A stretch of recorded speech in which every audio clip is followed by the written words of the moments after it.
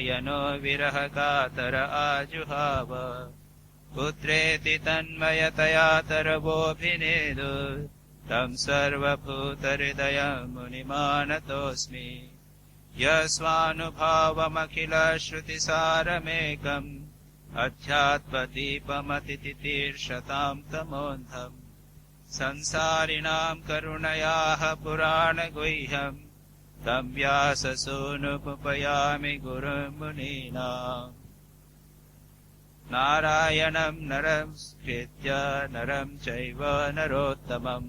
बोलिए देवी सरस्वतीं व्यासं ततो जयमुदीरयेत्। हम उद्धव गीता का प्रारंभ हमने किया है। वर्णन आता है कि भगवान जब महाभारत हो गया और उसके बाद भगवान की स्तुति करने के लिए देवता लोग आए हैं, वे स्तुति कर रहे हैं और उस स्तुति को ही हम पढ़ रहे हैं। और स्तुति काफी सारगर्भ है, अत्यंत अर्थपूर्ण है। बहुत सारे तात्विक विषय इस स्तुति में डाले गए हैं और स्तुतियों का उद्देश्य यही होता है कि स्तुति के माध्यम से भगवान के स्वरूप का वर्णन हो जावे और हम भी बहुत सारे तत्व की बातें समझ सकें। तो यहां पर भी इसी प्रकार से इस स्तुति में भी कई प्रकार की महत्वपूर्ण बातें बताई गई हैं। वह खास करके जगत की सृष्टि भगवान से, परमात्मा से कैसे होती है, इसका वर्णन यहां पर किया गया है। और जिसे पिछली बार हमने देखा था कि कहा गया है कि त्वत्तः पुमान् समधिगम्य यया स्ववीर्यम् धत्ते महान्तमिव गर्भम् अमोघ वीर्यः सोऽयं तया अनुगतः आत्मनः आण्डकोशम् हेमं सजर्ज बहिरिव अरुणेरुपेतम्। यहाँ पर ये जो कॉस्मोलॉजी ऑफ श्रीमद् भागवत में कैसे इस संसार की उत्पत्ति हुई, है अंड यानी ब्रह्मांड, ये ब्रह्मांड कैसे उत्पन्न हुआ, तो परमात्मा के सानिध्य में प्रकृति के आने पर महान महत तत्व की उत्पन्न हुआ और उसके बाद में एक अंडकोश, अंडा जैसा पैदा हुआ जिसमें कई परतों वाला एक सुवर्णमय अंडा इत्यादि उत्पन्न हुआ। ये बताया गया। इसके विस्तार में जाने की आवश्यकता नहीं है, इसके आगे हम जाते हैं। तत्तुष्टतः जगतः भवान अधीशो यन्मायया उत्थ गुण विक्रिया उपनीतम अर्थान्जुषन्नपि ऋषिकपते न लिप्तो ये अन्ये स्वतः परिरितादपि बिभ्यति स्म। इस श्लोक का सामान्य अर्थ में पहले आपको बता दूं और उसके आगे उसकी व्याख्या मैं आपको कर बताऊंगा। यहां पर कहा गया है कि इसलिए हे ऋषिकेश, ऋषिकपते, ऋषिकेश यानी इंद्रियों के स्वामी, जिन्होंने इंद्रियों पर कंट्रोल बना रखा है, ऋषिकेश भगवान का नाम है। हे ऋषिकपते, हे ऋषिकेश, आप समस्त चराचर जगत के अधीश्वर हैं। भवान अधीशः, पहली लाइन में जगतः अधीशः, भवान आप जगत के अधीश्वर हैं। आपने क्या किया है? यही कारण है कि माया की गुण विषमता के कारण बनने वाले विभिन्न पदार्थों का उपभोग करते हुए भी आप उनमें लिप्त नहीं होते। यत् मायया उत्थित गुण विक्रिया उपनीतान अर्थान जुषन अपि न लिप्तो। माया के गुणों से उत्पन्न पदार्थों का उपभोग करते हुए भी, ये संसार जो है ये तीन माया के गुणों से निर्मित है, सत्व, रज और तम। ये वेदांत का, सांख्य का, भारतीय दर्शन का एक सामान्य सा प्रिंसिपल है, एक महत्वपूर्ण प्रिंसिपल है और इसे हमें समझ लेना चाहिए। गीता में इन तीनों गुणों का विस्तार से वर्णन किया गया है, किस प्रकार से हमारे शरीर में इनका मैनिफेस्टेशन होता है, किस प्रकार से बाह्य जगत में मैनिफेस्टेशन होता है, ये सारी बातें गीता में विस्तार से कही गई हैं। एक बहुत बड़ा विषय है, कभी अवसर मिला तो ये जो 3 गुण है और इनका मैनिफेस्टेशन कैसा कैसा होता है, ये कभी बताया जाए।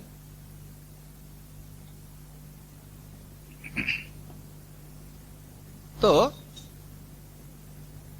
ये सारे 3 गुणों से उत्पन्न सारा जगत है, और जो इंद्रियां हमारी हैं, हमारा बॉडी है, हमारा शरीर, यह भी 3 गुणों से निर्मित है। इन 3 गुणों के माध्यम से हम 3 गुणों से निर्मित जगत का उपभोग करते हैं, एक्सपीरियंस करते हैं। उपभोग शब्द का अर्थ होगा इंग्लिश में एक्सपीरियंस करते। गुणा गुणेषु वर्तन्ते, भगवान गीता में कहते हैं कि ये जो 3 गुण हैं, ये संसार में जो जितनी जगत की वस्तुएं बनी है वे भी त्रिगुणात्मक हैं, और उन 3 गुणों से हम उनका उपभोग करते हैं। जैसे कहा गया कि हमारे भोजन कई प्रकार के, सात्विक, तामसिक, राजसिक भोजन। तो कहते हैं कि उबला हुआ शुद्ध जो फल है, उबला हुआ भोजन है, वो तो सात्विक हुआ। राजसिक क्या हुआ? बहुत मसालेदार और चरपरा, ये हुआ तला हुआ, ये हुआ राजसिक। और तामसिक क्या हुआ? सड़ा हुआ, बासी, वो हो गया तामसिक। तो भोजन में भी 3 प्रकार के तामस हैं, और हम अपनी इंद्रियों के माध्यम से उनका उपभोग करते। ये एक मैंने दृष्टांत के रूप में कहा। अब भगवान के बारे में कहा जा रहा है यहाँ पे कि हे इंद्रियों के पति, आप क्या करते हैं? इन माया से उत्पन्न गुण और से द्वारा पैदा जितने विभिन्न पदार्थ हैं, उनका उपभोग करते हुए भी आप लिप्त नहीं होते। इंपॉर्टेंट डिफरेंस हम लोगों में और भगवान में यह है। भगवान ने कब उपभोग किया? अवतार लेकर। भगवान अवतरित होते हैं और उसके बाद में उन्होंने उपभोग किया। अभी और एक अगले श्लोक में और भी महत्वपूर्ण, बड़ा इंटरेस्टिंग एक वर्णन आएगा। तो क्या कहा गया है कि भगवान भी अवतार लिया, मानव के समान हुए, और संसार के जितने भी उपभोग हैं उनका उन्होंने उपभोग किया। भगवान ने रुक्मिणी से विवाह किया, 16 रानियां हैं उनकी, अभी आएगा भी वर्णन है। उनके साथ में रह रहे हैं, वे युद्ध करते दिखाई दे रहे हैं, भोग करते दिखाई दे रहे हैं, सुख दुख का अनुभव करते हुए दिखाई दे रहे हैं। उनका स्यमंतक मणि मणि चोरी गया, उनके ऊपर आक्षेप लगाया गया, तो उसको खोजने के लिए जा रहे हैं। ये सब वे लोग कर रहे हैं, भगवान स्वयं ये चीजें कर रहे हैं। लेकिन ये ग्रंथकार कह रहे हैं कि आप क्या है उसके, आप भी फिर भी अर्थान जुषनपि न लिप्त, आप लिप्त नहीं होते। जिस प्रकार से पानी पर पद्म पत्र पड़ा हुआ है और उसके ऊपर जल आया, उसको आप पानी में तो है लेकिन झटक दीजिए निकल जाए, लिप्त नहीं होते। और ये बहुत बड़ी बात है, डिफरेंस बिटवीन सामान्य जीव और भगवान में यही सबसे बड़ा डिफरेंस है कि हम संसार के विषयों को भोग करते हुए उसमें लिप्त हो जाते हैं, भगवान लिप्त नहीं हो। और उसका आगे, इसके पहले एक और उसका बात बताई थी, क्यों नहीं लिप्त होते, उसका एक कारण यहां पर बताया था कि वे क्या है, 2 चीजों में हैं। एक तो अपने परम आनंद में पूर्ण है, बैठे हुए हैं, और दूसरे वे निर्विकार हैं। इन 2 कारणों से परमात्मा संसार के भोग करते हुए भी वे लिप्त नहीं होते। तो यहां पर परमात्मा को 3 गुणों का क्रिया करते हुए बताया गया। पातंजल योग सूत्र के जो लेक्चर आपने अटेंड किए हैं, उनमें जिन्होंने अटेंड किए वे जानते होंगे कि वहां पर भी ईश्वर का वर्णन है। वह ईश्वर क्या है? पुरुष विशेष, क्लेश कर्म विपाक आशय अपरामृष्ट। यह अपरामृष्ट का अर्थ भी है जो लिप्त नहीं होता। किससे? क्लेश, अविद्या, अस्मिता, राग, द्वेष, अभिनिवेश, ये 5 क्लेश। दूसरा है कर्म, तीसरा क्लेश कर्म विपाक, जो हमने कर्म करते हैं उसका फल होगा, विपाक होगा, फ्रूट होगा वह। और चौथा आशय, उनका संस्कार पड़ेगा, कर्माशय बनेगा, एक स्टोर हाउस ऑफ कर्मस, वो सब भगवान में नहीं होता, अपरामृष्ट, उससे उसको वो स्पर्श नहीं कर पाते। ऐसा पुरुष विशेष है ईश्वर। यहां पर कुछ इसी प्रकार की बात यहां पर कही गई है, लेकिन यहां अवतार के संबंध में यह बात कही कि भगवान आप जो हैं इन माया के गुणों से उत्पन्न विषयों का, विभिन्न प्रकार के विषयों का भोग करते हुए भी आप उनसे लिप्त नहीं होते। और ये आध्यात्मिक जीवन का एक बहुत बड़ा सीक्रेट है, जिस पर कई बार बात करते हैं। कैसे हम संसार में रहे, भोग करें, लेकिन लिप्त न हो। क्योंकि जहां पर भी लिप्त हो गए वहां कष्ट होगा, जहां चिपक गए तो चिपक गए, वहां से उसके बाद वो चीज हमको कष्ट देगी। जिस संसार की वस्तु को हम सबसे ज्यादा प्रेम करते हैं वही हमें सबसे अधिक दुख देती है। एक बार फंस गए, धन को ले लीजिए, तो धन में सुख तो प्राप्त होता है, लेकिन धन कितने अनर्थ का कारण है ये भी तो आप जानते हैं, सर्वत्र जानते हैं। बोलते हैं जोरू जमीन और जायदाद, इसी के कारण तो सारे संसार में अनर्थ हो रहे हैं। उसको बैंक में रखिए, अभी तो शेयर्स डाउन हो गए तो उसका इंटरेस्ट रेट कम हो गया, इतना खर्चा 50,000 करोड़ का एक दिन में घाटा हो गया, या 1 लाख करोड़ का घाटा हो गया। आप देखेंगे पेपर के अंदर, ये सब तो हो रहा है पैसे के। तो अगर हम अनासक्त रहें, अगर ये हो रहा है ठीक है, अगर एक ट्रस्टीशिप के तरह पर रखें, हमारे पास है, हम घर चला रहे हैं, संसार चला रहे हैं, पैसा इकट्ठा कर रहे हैं, सब कुछ कर रहे हैं, बैंक में रख रहे हैं, इन्वेस्ट कर रहे हैं, आप सब करते हैं इन चीजों को, लेकिन ऐसे करें जैसे हम ट्रस्टी, जैसे हम हैं सेक्रेटरी हैं, हमको साइन करना पड़ता है, हमको चेक साइन करने पड़ते हैं। अभी 20,000 का चेक साइन किया, 1 लाख का साइन किया, इन्वेस्ट किया, मैं कर रहा हूं, सब मेरे सिग्नेचर से हो रहा है, लेकिन मेरा है क्या? एक भी पैसा मेरा नहीं। I am a trustee, I am a secretary, I am doing it, that's all. इतना करते हुए मैं पूर्ण रूप से निर्लिप्त। इतना लेन देन पैसे का हो रहा है, बजट देख रहे हैं क्या है क्या नहीं है, लेकिन निर्लिप्त। क्या ऐसा हम कर सकते हैं? अगर ये कर सकें तो हम संसार में कष्ट नहीं पाएंगे। श्री रामकृष्ण कहते थे कि अपने पुत्र संतान हैं, उनको करो मेरा पुत्र, मेरी पत्नी, मेरा पति, ये कहो, लेकिन मन ही मन जानो कि भगवान ही अपने हैं और कोई नहीं। ये निर्लिप्तता के कुछ मंत्र समझना है कि भगवान हमारे अपने हैं, और संसार में जितने भी हमको हम अपना अपना कहते हैं, ये तो जैसे बड़े घर की दासी बड़े घर के जमींदार के घर को अपना घर कहती है, उसके पुत्र को अपना पुत्र कहती है, इस प्रकार की बात है। तो ये चीज एक, अगर भगवान गीता में इस प्रकार की बात कहते हैं कि जो जन्म कर्म चे मे दिव्यम, मेरा कर्म, जन्म कर्म इत्यादि, मेरा जो दिव्य कर्म जन्म वो जो जानता है वो संसार में लिप्त नहीं हो। और ये वर्णन यहां पर जब किया गया है इस श्लोक में भगवान का, कि भगवान लिप्त नहीं होते, ये क्यों किया गया? केवल यह बताने के लिए कि भगवान लिप्त नहीं होते और हम लिप्त होते हैं? नहीं। अगर हम ऐसे भगवान का चिंतन करेंगे तो हमारे जीवन में भी निर्लिप्तता आए। और भगवान कहते हैं कि जो इस बात को जान लेगा वह भी नहीं लिप्त होगा। जानने का अर्थ क्या है? जानने का अर्थ है उसको अपने जीवन में उतारना। याद रखिए, आप जिसका चिंतन करेंगे उसकी सत्ता आप प्राप्त करेंगे।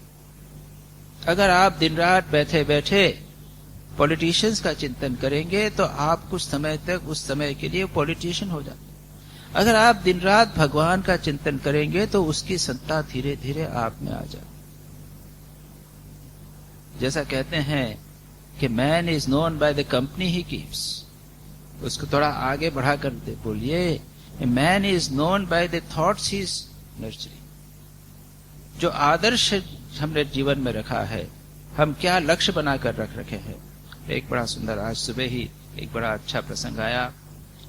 एक उसमें से पढ़ रहे थे कि जो आपका ideal, the ideal you have chosen and the company you keep, they decide what how type you are. तो company we keep, we immediately know the type of company you keep, by that the person is known. ये तो हम समझते हैं. आदर्श उस पर master महाशय श्री रामकृष्ण वचनामृत के लिपिक जो हैं वो कहते हैं कि दृष्टांत दिया उन्होंने कि अगर आप पॉलिटिकल लीडर के का चिंतन करोगे, उसी की चिंतन बार बार करते हो, तो आपका इंटरेस्ट पॉलिटिक्स में है, आपका आदर्श पॉलिटिक्स, आइडियल पॉलिटिक्स हो गया. या महात्मा गांधी का, आप उस समय की बात है, महात्मा गांधी के बारे में ही बार बार बात करते हो तो आप पेट्रियोटिज्म, देशभक्ति की बात करते हो. आज के जमाने में पॉलिटिक्स और देशभक्ति ये दोनों विपरीत हैं, वो मैं नहीं कह रहा हूं. उस जमाने में महात्मा गांधी पॉलिटिक्स में भी थे और देशभक्ति भी थे, लेकिन आज के जमाने में तो बिल्कुल विभिन्न और तो अपोजिट, यानी they are at anti politics and patriotism.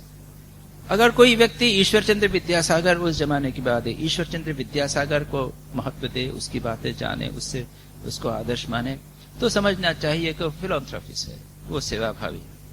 लेकिन अगर कोई श्री रामकृष्ण स्वामी विवेकानंद में इंटरेस्ट रखे तो समझेंगे कि उसका लक्ष्य आध्यात्मिक है, वो धार्मिक है. वो इस श्लोक का महत्व इसलिए है कि उससे हम भगवान की सत्ता प्राप्त करते हैं, धीरे धीरे हम अनासक्त होते हैं. इसके बाद में आगे एक अंतिम लाइन कहते हैं, ये अन्य स्वतः परिहृतादपि बिभ्यति स्म. ये माया के जो विभिन्न गुणों से उत्पन्न हुए विषयों का लोग आप सेवन करते हुए भी लिप्त नहीं होते हैं. आपकी तो विशेषता ये. और दूसरे लोग कैसे हैं? अन्य, जो अन्य लोग हैं वो क्या करते हैं? स्वतः परिहृतादपि, स्वयं उन्होंने त्याग दिए हैं विषयों को. सन्यासी लोग पहाड़ों में जाकर गुफा में रहते हैं, संसार को त्याग कर चले गए हैं, लेकिन परिहृत अपि, फिर भी उन विषयों से भय करते हैं, फिर भी वो पूरी तरह लिप्त नहीं हो पाए, निर्लिप्त नहीं हो पाए. संसार के विषयों को त्याग करते हुए भी बाकी जितने लोग हैं उनसे भय करते हैं, जबकि भगवान उन संसार के विषयों में रहते हुए भी पूर्ण रूप से निर्लिप्त हैं. कैसी अद्भुत विशेषता. आगे के श्लोक में इस बात को और भी एम्फेसाइज कर दिया.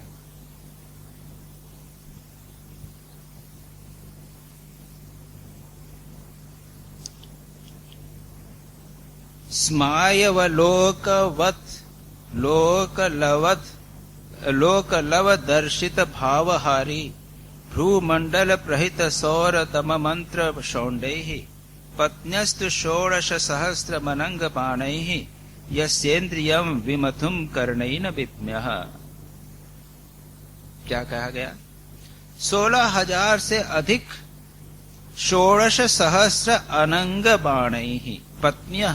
पत्नियां कितनी?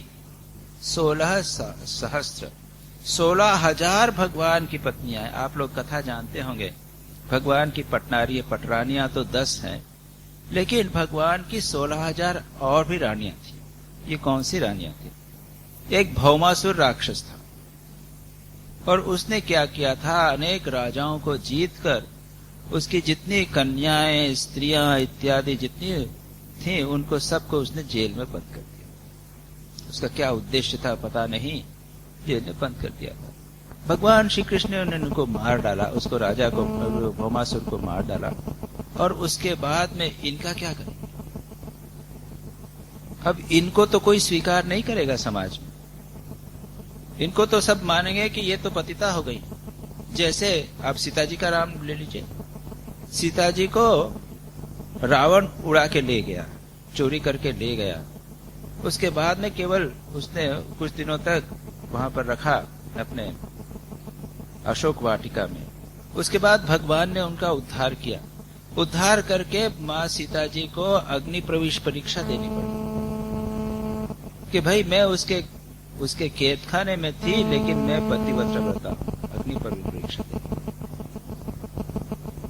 और उसके बाद भी जब अयोध्या में आए तो धोबी, एक तो धोबी का तो उपलक्षण है, लोग बातचीत करने लगे कि अरे एक स्त्री, उसको राजा पकड़कर ले गया और वहां पर उसने रखा, उसकी पतिव्रता को कैसे हम स्वीकार करेंगे, उसके पातिव्रत को, वो तो भ्रष्ट हो गई है, और राजा राम ऐसे हैं कि इतने आसक्त हैं कि वो भ्रष्ट हो गई फिर भी उसको स्वीकार कर।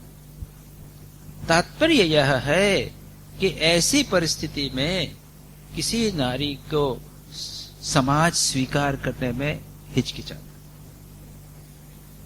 ये 16,000 कन्याओं, नारियों की ये स्थिति थी, और तब भगवान ने क्या किया, उसका उद्धार तो करना।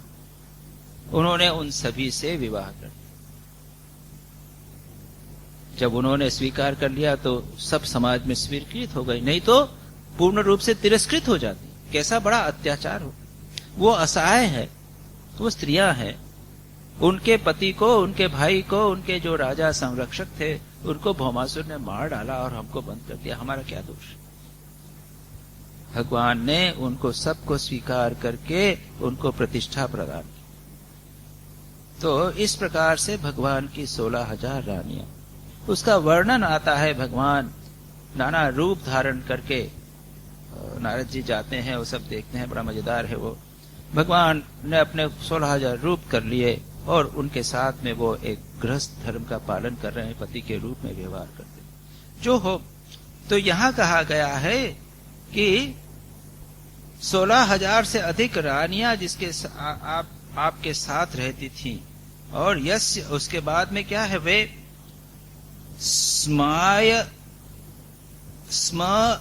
स्माय अवलोक लव दर्शित भावहारी भ्रूमंडल प्रहित सौरत मंत्र सौंदर्य। वे क्या करती थी, अपनी मुस्कान, स्मय मुस्कान, और क्या, अवलोक, देखना, नेत्रों से देखना, और भ्रूमंडल प्रहित, भ्रूमंडल, अपने भौं से इशारे करना, और सुरतालाप, सुरतालाप यानी काम से प्रेरित होकर वार्तालाप करना। इन सब में वे एक्सपर्ट, यानी भगवान को, अपने पति को मोहित करने के लिए, अपनी ओर आकृष्ट करने के लिए वे कई प्रकार के सम्मोहन, टेम्पटेशंस करने का प्रयत्न करती थी। काम बाण ही, बाण यानी काम के बाण इत्यादि वो भगवान के ऊपर फेंकती थी। इतनी रानियां, उसके बाद में भी यस्य इंद्रियम विमथुतुम कर्णेन विप्म्यः, इन समस्त उपायों के माध्यम से, कर्णे यानी इंस्ट्रूमेंट्स, इस समस्त उपायों के माध्यम से भी वे भगवान के इंद्रियों को, इंद्रियों के साथ साथ मन को, इंद्रियम एक लिखा, एक वचन यानी मन, मन हो अंतर इंद्रिय, 11वीं इंद्रिय मन को कहता, मन को मथित करने में, उसको चंचल बनाने में समर्थ नहीं हुई। यह श्लोक 3 जगह आया है, प्रथम स्कंध में, दशम स्कंध में, और यहां पर। यह भाव श्रीमद् भागवत में कई स्थानों पर वर्णित। एपरेंटली लगता है कि भगवान भोगी है, भोग कर रहे हैं, रास कर रहे हैं, लेकिन पूर्ण रूप से निर्विकार रहते हैं भगवान।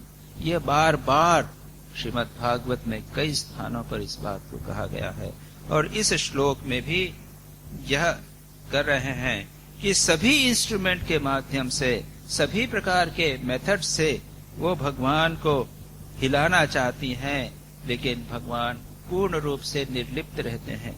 यह भी याद रखिए, ये भगवान श्री कृष्ण का चिंतन, ऐसे निर्विकार भगवान श्री कृष्ण का चिंतन, काम पर विजय प्राप्त करने का एक उपाय। किसी भी प्रकार से वो लिप्त नहीं होते। भगवान शिव जी भी, जब कामदेव को भगवान शिव जी ने भस्म कर दिया, उसका भी चिंतन। भगवान बुद्ध का चिंतन, जब मार का आक्रमण हुआ तो उसमें भी काम की अनंगनाएं, काम की कन्याएं उनको मोहित करने का प्रयत्न कर रही हैं, वह पूर्ण रूप से निर्विकार बने रहे। यहाँ पर भी भगवान राम, भगवान श्री कृष्ण का भी इसी प्रकार का वर्णन है। उसके बाद में है दिव्यस तव अमृत कथा कथोदवः स्त्रिलोक्याः पादावनेज सरितः शमलानि हन्तुम् आनुश्रवम् श्रुतिभिरङ्घ्रिमनङ्ग संगैः तीर्थद्वयम् शुचिपदस्त उपस्पृशन्ति। उसके बाद में अब स्तुति का उपसंहार करते हुए देवता लोग एक बड़ी अच्छा श्लोक कहते हैं। क्या कहते हैं, इसका मैं मीनिंग बता देता हूं। अपने त्रिलोकी की पाप राशि को, आपने त्रिलोकी की पाप राशि को धो बहाने के लिए दो प्रकार की पवित्र नदियां बहा रखी हैं। एक तो आपकी अमृतमयी लीला से भरी कथा नदी, और दूसरे आपके पाद प्रक्षालन से के जल से भरी गंगा जी। अतः सत्संग सेवी विवेकी जन कानों के द्वारा आपकी कथा नदी में और शरीर के द्वारा गंगा जी में गोता लगाकर दोनों ही तीर्थों का सेवन करते हैं और अपने पाप मिटा देते हैं। आपने क्या किया है, तव अमृत कथा उदवहा त्रिलोक्याः, तीनों लोकों को पावन करने वाली एक नदी है आपकी अमृत कथा का जल। कथामृत, श्री राम कृष्ण कथामृत हम वचनामृत बोलते हैं, यह अमृत है। तो एक अमृत समझते हैं फिजिकल अमृत। तो फिजिकल अमृत कहते हैं कि इंद्र के पास अमृत है। जब समुद्र का मंथन किया गया तो उसमें पहले जहर निकला जो शिव जी ने स्वीकार कर लिया, उसके बाद अमृत निकला तो अमृत के लिए झगड़ा होने लगा। तो उसके बाद में फिर श्री भगवान ने मोहिनी रूप धारण किया, इत्यादि इत्यादि वर्णन है। तो वह अमृत पीकर क्या होता है, मनुष्य का शरीर अमर हो जाता है। और यह अमरत्व भी रिलेटिव, यानी उस अमृत को अगर पिया जाए तो कहते हैं कि आप जाकर स्वर्ग में रहेंगे, लेकिन स्वर्ग में जब पाप पुण्य नष्ट हो जाएंगे तो फिर आपको पृथ्वी लोक पे आना पड़ेगा। तो अमृत की अमर बनने की इच्छा मानवों में हमेशा से रही है, और वेदास में भी बहुत सारी कोशिश करके दवाइयां बनाने का कोशिश करना, कुछ एल्केमी के माध्यम से कुछ अमृत की कोशिश करना, ये हमेशा से चलता रहा है। तो जो हो, एक तो यह अमृत है, लेकिन यहां क्या है, कथामृत, अमृत कथा, अमृत के समान। अमृत का दूसरा अर्थ है जो प्रिय हो, जो मधुर हो, जो मीठी हो, सुनने में अच्छी लगे, सुस्वादी हो। आहा, क्या अमृत जैसा खाना, इतना अच्छा, इतना स्वादिष्ट। एक तो कथा, तो भगवान की कथा सुनने में आनंद आता है। जब उनकी कहानियां सुनो और शुभ आचरण की कथा हम सुनते हैं तो आनंद आता है, हृदय आनंद से भर जाता है। अब क्राइम और सेक्स की किताब कहानियां अगर आप सुनो तो मन दूसरे प्रकार। भगवान की कथा सुनने से मन आनंद से भर जाता है। तो एक तो यह, और दूसरा यह है कि भगवान की कथा सुनने से हम अपने स्वरूप को जान जाते हैं। हम यह जान जाते हैं कि आत्मा अमर है, परमात्मा अमर है। हम अपने स्वरूप को, अपना परमात्मा के साथ में एक संबंध हमारा स्थापित हो जाता है, और वास्तविक अमरत्व यही है जो कठोपनिषद में हम बात कर रहे हैं। भगवान अपने यमराज से नचिकेता ने पूछा था मरने के बाद क्या होता है, यानी अमर कैसे हुआ जाता है, और कहते हैं यमराज बार बार कि अमरत्व जो है अपने स्वरूप, तुम्हारा स्वरूप जो है तुम अमर हो, ये जान लो। न जायते मृते इत्यादि, जो मरता नहीं आत्मा वही अजर अमर। तो भगवान की कथा सुनने से अमरत्व प्राप्त होता है। भगवान की कथा अत्यंत मधुर भी है, इसलिए उसको कहा गया अमृत कथा। और दूसरा क्या है, अवनेज सरितः, दूसरा है भगवान के, एक तो अमृत कथा, यह एक मानो एक धारा है, कथा धारा है, इस स्ट्रीम हम पढ़ रहे हैं कि कंटिन्यूअसली पढ़ते चला रहे हैं, इसलिए उसको स्ट्रीम कहा गया। और दूसरा भगवान के चरणों से निकली हुई गंगा। जब भगवान बादरायणी ने कहा, बादरायण यानी क्या, बादरायण यह हुआ व्यास का नाम, वेदव्यास का नाम है बादरायण, और बादरायणी उनके पुत्र शुकदेव। तो ये श्रीमद् भागवत का शुकदेव वर्णन कर रहे हैं, सारा वर्णन शुकदेव जी कर रहे हैं। तो शुकदेव यानी शुकदेव ने कहा, इसके बाद क्या कहा, इति अभिष्टूय स ईशः शतधृति हरिम, शतधृति यानी विबुधय, विबुधय यानी देवताओं के साथ, स ईशः, ईश यानी शिव जी, ईश शब्द जो है सामान्यतः शिव जी के लिए आता है। शतधृति, शतधृति यानी ब्रह्मा जी, ब्रह्मा जी ने देवताओं के साथ और शंकर जी के साथ इस प्रकार से स्तुति करके, हरि की हरिम गोविंदम स्तुतिम, अभिष्टुय की स्तुति करके क्या कहा, अभ्यभाषत, पहले तो स्तुति की, स्तुति के द्वारा उन्हें प्रसन्न किया, और प्रणम्य अंबरम आश्रितः, अब जाने की तैयारी कर। अंबर में, आकाश में स्थित हो गए वे लोग, पहले जमीन पर खड़े हुए भगवान की स्तुति की थी, अब जाने की तैयारी है आकाश में खड़े हो, और आकाश में खड़े होकर वह अब कहने लगे, अब स्तुति नहीं कर रहे, बातचीत कर रहे, पहले स्तुति की, अब बातचीत कर रहे हैं। ब्रह्मोवाच, ब्रह्मा ने कहा, क्या कहा, भूमेर भारावताराय पुरा विज्ञापितः प्रभो त्वम् अस्मभि अशेषांस्तम्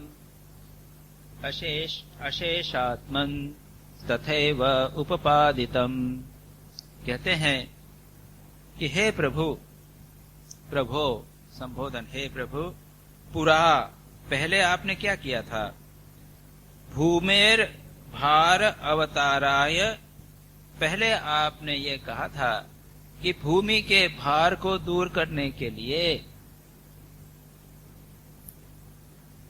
विज्ञापितः, जब हमने आपसे विज्ञापन किया, जब आपसे हमने प्रार्थना की थी, तब क्या किया, त्वम् अस्माभिः अशेषांस तथैव उपपादितम्, जो हमने की थी आपने वह उसी प्रकार से कार्य किया, तथैव उपपादितम्, हमने आपके पास जाकर प्रार्थना की थी कि संसार में अधर्म की बहुत वृद्धि हो गई है, उसको नाश करने के लिए आप अवतार लीजिए।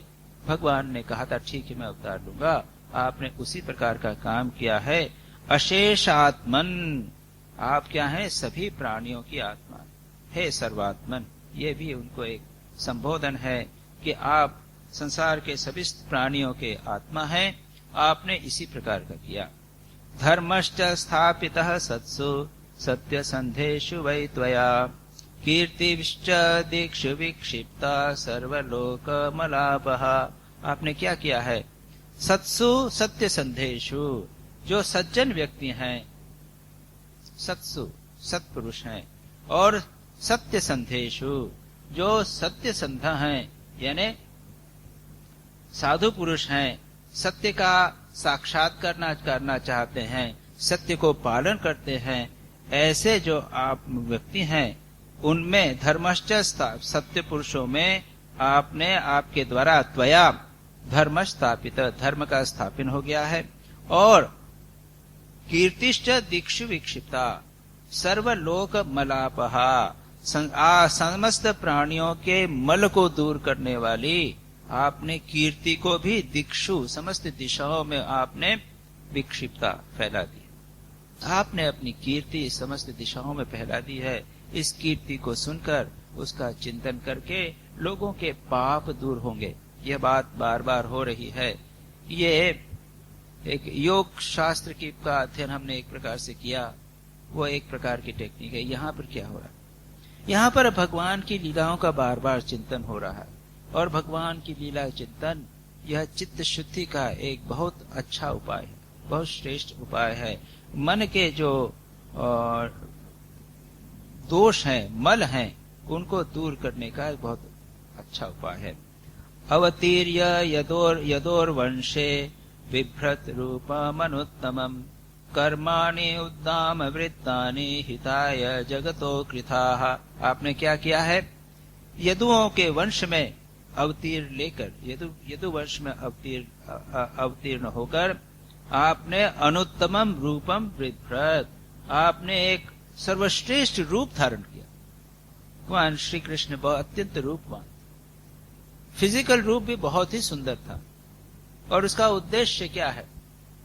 हमारा मन रूप चाहता है, हम लोग सुंदरता देखना चाहते हैं। अगर सुंदरता ही देखनी है तो भगवान को देखो ना, कितने सुंदर। तो भौतिक आकर्षण के माध्यम से धीरे धीरे मन अंदर चला जाता है और अंत में हम पाते हैं कि आध्यात्मिक आकर्षण भौतिक आकर्षण से भी बड़ा है। बहुत सारे संत ऐसे थे जो बाहरी रूप से अत्यंत कुरूप थे।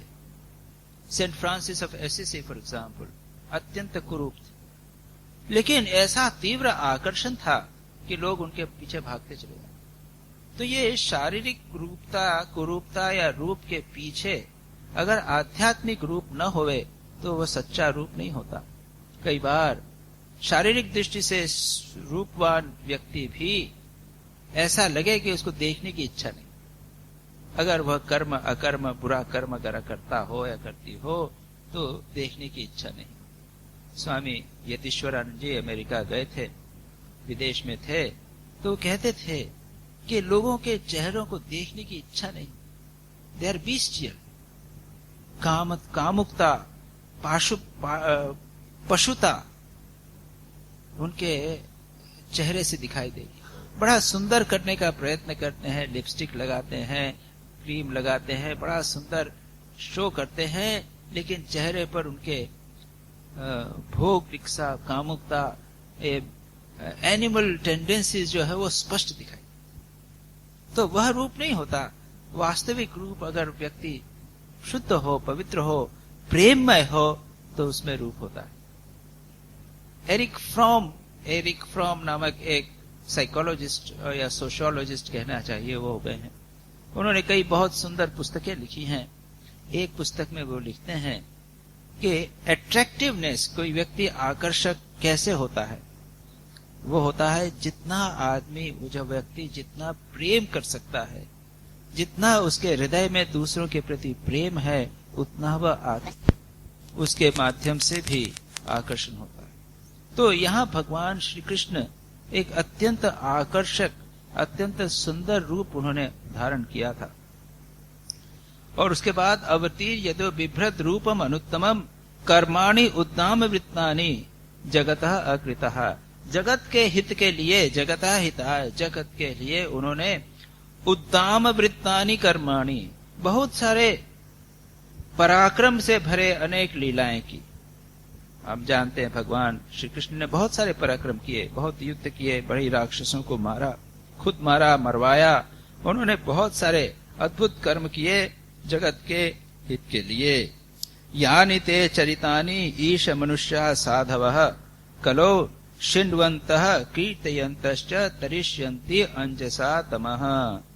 ऐसे चरित्र, ऐसा जीवन आपने व्यतीत किया हे ईश, हे प्रभु, कि कलयुग के लोग, कलु में मनुष्य साधवः, जो साधु सज्जन, साधु स्वभाव मनुष्य हैं, आपकी लीलाओं का श्रवण, शृण्वन्तः, सुनते हुए, कीर्तयन्तः, उनकी लीला गाते हुए। देखिए, भगवान की बातें कहना चाहिए, सुनना चाहिए, एक दूसरे से बात करना चाहिए। तत्कथनम कहना, तत्श्रवणम सुनिए, परस्पर तत्प्रबोधनम, एक दूसरे को बताइए।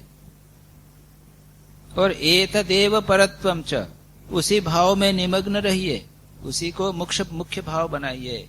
इसको ज्ञानाभास अभ्यास, बोधाभ्यास, ब्रह्माभ्यास, कुछ भी कहिए, ईशाभ्यास, भगवान का चिंतन अभ्यास, इसको कहे। 4 कंडीशन बताई है। तत्कथनम कहिए, श्रवणम सुनिए, परस्पर प्रबोधनम, एक दूसरे से बात कीजिए और उसी को अपने जीवन का सार सर्वस्व बनाइए। ऐसा करेंगे तो देखेंगे जीवन में कैसा परिवर्तन हो रहा है। जीवन प्रेममय भगवानमय होता रहा। इससे क्या हुआ, तरिष्यंती अंजसा, जो ऐसे मनुष्य हैं साधु पुरुष, इससे तमोगुण से अज्ञान से अंजसा आसानी से पार हो जाएंगे। योगाभ्यास में इतनी मेहनत करनी पड़ती, यम नियम का पालन करो, आसन लगाओ, होता नहीं। ज्ञान योग और भी कठिन। श्री रामकृष्ण कहते थे कलिकाल में भक्ति योग सबसे सरल। तो भक्ति योग का बड़ा सुंदर उपाय, भगवान के सुंदर लीलाओं का वर्णन करो, एक दूसरे से कहो, सुनो और उसमें तन्मय रहो। यदुर्वंशे अवतीर्णस्य भवतः पुरुषोत्तम शरच्छतं व्यतीताय पंचविंशाधिकं प्रभो। हे प्रभु, हे पुरुषोत्तम, हे पुरुषोत्तम और क्या है, सर्वशक्तिमान प्रभो। हे प्रभु, आपने क्या किया है, यदु के वंश में, यदु वंश में अवतीर्ण हो गए, आपके ये अवतार ग्रहण किए। शरद शतम व्यतीताय पंचविंशा अधिकम प्रभो। शरद शत 100 शरद, 6 समर्स, हमें हिंदी इंग्लिश में क्या कहते हैं, 100 समर्स। यहाँ पे शरद शतम यानी आप में 125 वर्ष आपके बीत गए। भगवान श्री कृष्ण के 125 वर्ष तक जीवित रहे। मेरे ख्याल से भीष्म पितामह की उम्र 150 थी या उससे ज्यादा थी। अर्जुन इत्यादि की पता नहीं क्या उम्र थी। जो भी हो, आपने 125 वर्ष से अधिक आप जीवित हो गए हैं। नाधुना ते किल आधार देव कार्या विशेषितम कुलम च विप्रशापेन नष्ट प्रायम अभूदिदम। अब अधुना अब हे अखिल आधार, संसार के आप आधार हैं, अखिल आधार, आपका अब देव कार्य कोई बचा नहीं है। देव कार्य अविशेषितम, अवशेष कोई देवताओं का कार्य, देवताओं ने आपको रिक्वेस्ट किया था वो आपने काट कर डाला। अब आपका कोई काम बचा नहीं है और आपका जो कुल है वो भी नष्ट होने वाला है। आप सबको नाश करने के लिए आए हैं। भगवान ने गीता में कहते हैं कालोहम लोक क्षयकृत प्रवृत्त। जब अर्जुन ने भगवान का विश्व रूप देखा तो अर्जुन डर गया और कहा आप कौन हैं, कौन भगवान को भगवान मैं जानना चाहता हूं। तो भगवान कहते हैं मैं काल हूं, I am death, I am time. मैं संसार लोक का क्षय करने के लिए प्रवृत्त हुआ, नाश करने के लिए आया। हम घबरा जाते हैं, हम युद्ध होता है घबरा जाते हैं। भगवान ने युद्ध करवाए। हम लोगों का आइडिया है कि रिलीजन यानी क्या, स्पिरिचुअलिटी यानी क्या, सब ठीक ठाक अच्छा चलना चाहिए। भगवान ने तो युद्ध कराए। देवताओं को, अपने पांडवों को, कौरवों को तो मारा, पांडवों को सबको मार दिया, 5 पांडवों को छोड़ के। और अभी यदुवंश का भी नाश करने वाला। मैं लोक का क्षय करने के लिए प्रवृत्त हुआ हूं। क्यों? ये लोग धर्म नहीं समझते। ये नष्ट होंगे, नई जनरेशन आएगी, वो धर्म को समझेगी। इसलिए भगवान सबको नाश करने के लिए प्रवृत्त हुए हैं। और आपका जो कुल है यदुकुल, वो भी क्या, विप्र शापेन है। विप्र के एक ब्राह्मणों के श्राप के द्वारा वह भी नष्ट प्राय हो गया है, नष्ट होने वाला है। श्राप मिल गया तो मरने ही वाला, नष्ट। आप लोग कथा मान जानते होंगे कि ये लोग इतने उद्धत हो गए थे, इनका शिष्टाचार विहीन हो गए थे ये लोग, यादव लोग। कुछ ब्राह्मण लोग आए तो उन्होंने उनकी मजाक करने की सोची और उन्होंने एक युवक के, उस युवक को उन्होंने लड़की सजाया, कपड़ा वपड़ा पहनाया और उसके पेट के ऊपर एक तवा बांध दिया और उसके ऊपर कपड़ा डाल दिया जिससे लगे कि वो गर्भवती है, लड़का है। उसको उन्होंने गर्भवती कन्या समझा बनाकर और उनसे ब्राह्मणों से थोड़ा उनको छेड़ने के लिए, उनकी मजाक करने के लिए कहा कि ब्राह्मण देवता ये बताइए इसके पेट में कौन है, लड़का है कि लड़की है, क्या होगा? तो देव ब्राह्मण लोग समझ गए कि ये लोग उद्धत हो गए हैं, ये शिष्टाचार नहीं है, आप हमारा इंसल्ट करने के लिए ऐसी झूठी बात कर रहे हैं। उन्होंने कह दिया कि जो इसके पेट में है वह यदुवंशियों का कुल नाश करे, यह यदुकुल का नाश करने वाला है। तब बेचारे घबरा गए। अब जैसा ये भी कहते हैं कि पेट में अगर सचमुच कोई गर्भ होवे, कोई बालक होवे, तो कहते हैं ये बालक क्या है, ये इंद्र को नाश करने वाला, ये राक्षस बनेगा, वो नाश करेगा। ये एक प्रकार का हुआ। उन्होंने कहा इनके पेट में जो है वो नाश कर। अब ये घबरा गए कि पेट में तो ये एक वो है, मूसल था या क्या तवा था, कुछ उन्होंने बांध रखा था। अब घबराए कहां गए, श्री कृष्ण के पास गए। घबरा गए, क्यों, अभी तो उद्धत हो गए थे। अब एक तो श्री कृष्ण की बात नहीं मानते, श्री कृष्ण को कष्ट देते थे, श्री कृष्ण के ऊपर आक्षेप लगाते थे, और जब ऐसी सिचुएशन आई तो दौड़कर श्री कृष्ण के पास गए। जब क्या होगा, तब श्री कृष्ण ने उनको बताया, वो जान गए। देखिए, श्री कृष्ण में एक क्षमता थी, वो तो पाप को नष्ट कर सकते थे, वो श्राप को नष्ट भी कर सकते थे। लेकिन याद रखिए, भगवान कभी इन पाप आदि श्राप आदि में इंटरफियर नहीं करते। कई दृष्टांत आप देखेंगे कि भगवान को स्वयं श्राप लगा। गांधारी ने श्राप के कहा कि तुमने मेरे को इतना कष्ट दिया, मेरे कुल को तुमने नष्ट करवाया, तुम चाहते तो इसको रोक सकते थे, तुमको हमारा भी कुल नष्ट हो जाएगा। भगवान श्री कृष्ण ने चुपचाप स्वीकार किया। तो ऐसे अनेक दृष्टांत हैं जिसमें भगवान, ये जो श्राप है ये होते क्या, ये तो कुछ होने वाली है। याद रखिए, ये उद्धत हो गए हैं। ये यादव लोग इतने उद्दंड हो गए हैं, इतने एरोगेंट हो गए हैं कि ये अपने को एक दूसरे से लड़के मारने वाले हैं। ये तो निमित्त बन जाते हैं, उनकी वृत्ति ऐसी होगी कि वो इस प्रकार का कार्य करेंगे कि उनको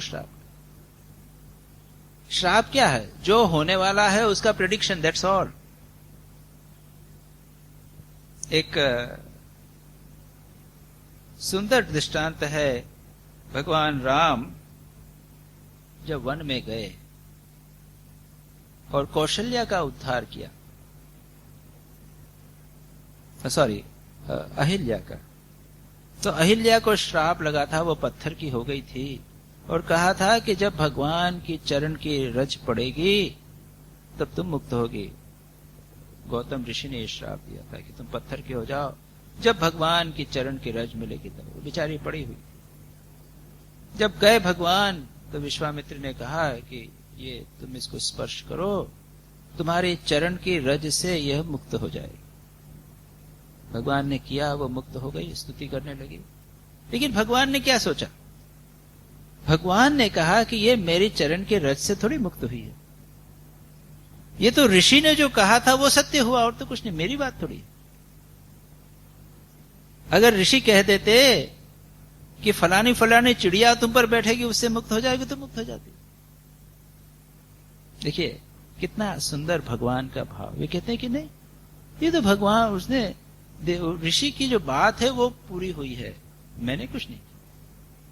तो ऋषि क्या करते हैं, ये जो प्रेडिक्शंस, ये जो श्राप इत्यादि हैं, दे आर लाइक प्रेडिक्शंस। जैसे श्री रामकृष्ण के जीवन में है, श्री रामकृष्ण के गले में कैंसर हुआ, वो खा नहीं सकते थे अंत में। तो उसके पहले एक घटना हुई थी कि श्री रामकृष्ण के भाई हलधारी सन्निपात हो गया था, उनको बीमार पड़े थे और वो पानी पी रहे थे। श्री रामकृष्ण ने उनको पकड़ लिया, हाथ पकड़ लिया। क्यों? पानी पीने से उनकी बीमारी और बढ़ जाएगी इसलिए। तो वो सन्निपात में थे, गुस्से में आके उन्होंने कहा कि तेने मेरा हाथ पकड़ लिया, पानी नहीं पी दिया, जब तू भी नहीं पी सकेगा। तो श्री रामकृष्ण ने कहा कि आप ये क्यों कहा, ये क्यों कहा मेरे को? मैंने तो आपका बुराई नहीं चाहता था, मैं तो आपके कल्याण के लिए कहता। हलधारी भी कहते हैं क्या करूं, मेरे मुंह से निकल गया। और हलधारी भी साधक थे, उनके मुंह से निकला, वो सत्य हुआ। श्री रामकृष्ण कुछ पी नहीं सके, कैंसर हो। तो तो इसको आप क्या कहेंगे? क्या श्राप की सिद्धि कहेंगे? नहीं, एक कार्य कारण श्रृंखला के माध्यम से कुछ होना था, और जो साधक हैं, जो सत्यसंध व्यक्ति हैं, उसको देख लेते, और वो जाने अनजाने उनके मुंह से वो चीज निकल। एक और दृष्टांत लीजिए। मां शारदा के साथ में थी वो पगली मामी, जानते हैं आप, सभी जानते हो कहानी। वो उनकी भौजाई थी, उनके भाई की मृत्यु हो गई थी और ये पागल हो गई थी उसके बाद, और वो माँ को बहुत तंग करती थी। कभी कभी तू मर जा, कभी उसे गाली देती थी माँ को, सब करती थी। एक दिन पागलपन इतना बढ़ गया कि वो जलती हुई लकड़ी लेके माँ को मारने आई। माँ चिल्ला उठी, बचाओ, लोग आया, एक ने आदमी ने मारने ही वाली थी, उन्होंने पकड़ लिया और उसके लकड़ी को फेंक दिया। माँ शारदा के मुंह से निकल गया कि जिस हाथ से तू मेरे को मारने वाली है वो तेरा हाथ गल जाएगा। और फिर माँ ने तत्काल अपनी जीभ काटते हुए कहा कि अरे अरे, मैंने ये क्या बोल दिया? मैंने आज तक को किसी को अभिशाप नहीं दिया, कितना कष्ट सहन किया, लेकिन मेरे मुंह से किसी के लिए कोई अभिशाप या बुरा नहीं निकला। ये कैसे हो गया? क्यों निकला? अनकॉन्शियसली भी मां के मुंह से ऐसा निकला क्यों? इसके पीछे साइकोलॉजिकली देखें, रैशनैलिटी अगर हम देखें, तो उसका अर्थ ये होगा कि उनके सबकॉन्शियस माइंड ने ये देख लिया था कि इसकी पद्धति, इसने इतना अत्याचार किया है कि उसका फल किसी न किसी प्रकार से उसे मिले। और बाद में हुआ भी रही, उसके हाथ में कोढ़ हो गया था, लेप्रेसी हो गई, उंगलियां गल गई। तो यहां पर विप्र लोगों ने भी, उनके मुंह से जो निकला, उन्होंने फोर्सी कर लिया था कि ये लोग ऐसे दुष्ट हो गए हैं।